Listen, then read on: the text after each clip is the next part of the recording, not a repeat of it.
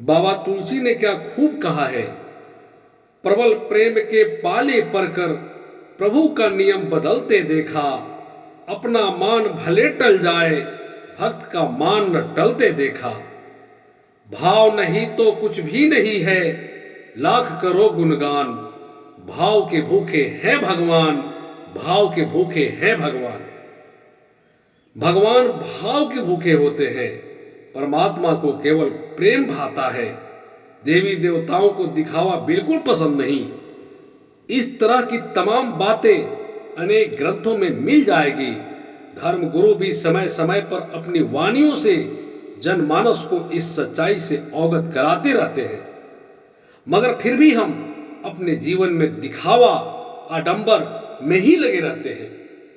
महाभारत के दौरान भगवान श्री कृष्ण ने दुर्योधन का 56 भोग महज इसलिए त्याग दिया था क्योंकि उसमें पाखंड झलक रहा था, और विदुर का रूखा सूखा इसलिए सहर्ष ग्रहण किया क्योंकि उसमें प्रेम था। इस तरह भगवान श्री राम खुद चलकर सबरी को दर्शन देने पहुंचे क्योंकि वह दिखावा से दूर थी।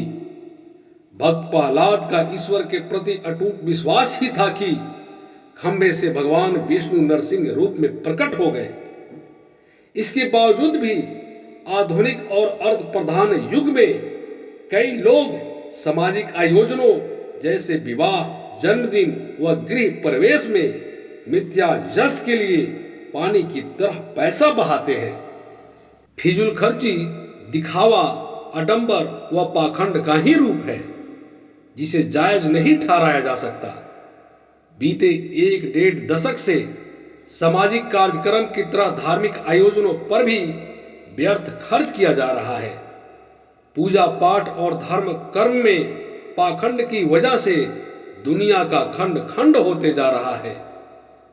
भगवान श्री राम का जीवन हो या श्री कृष्ण का जीवन हमें यही बताता है कि जो होना है वह होकर ही रहेगा।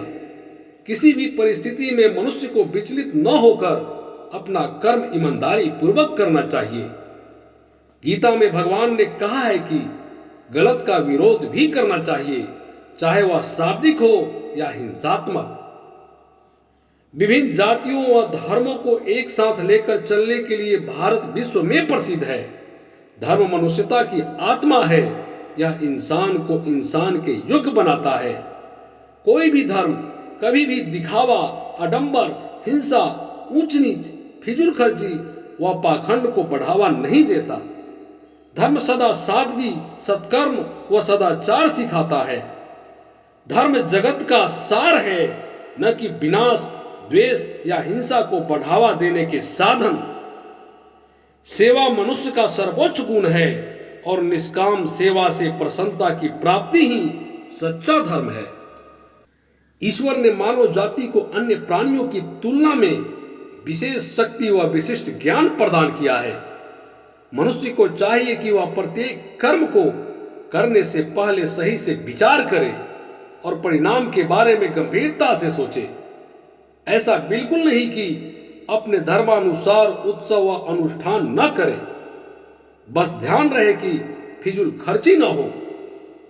ईश्वर की भक्ति के लिए केवल मन होना चाहिए, जबकि धन का सदुपयोग गरीब, अनाथ, दिव्यांग, बेघर, बेसहारा लोगों की मदद में ही करना सर्वथा उचित है। यही ईश्वर की सच्ची आराधना है, पूजा है और सेवा है।